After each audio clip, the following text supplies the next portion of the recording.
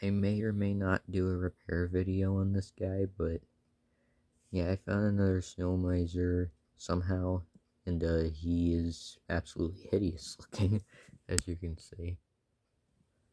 And yeah, his arms don't work, and that's a problem as well. I heard like plastic snapping inside there too, but here he is.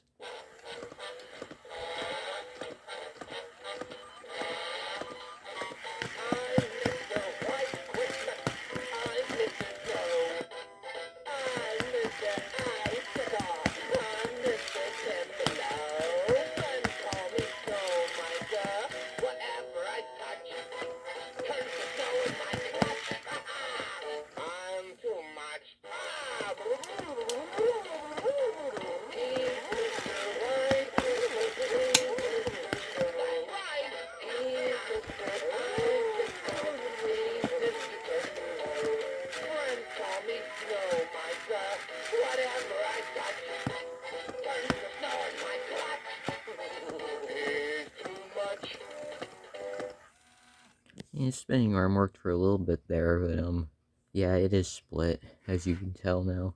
But also his hat is backwards on the hand.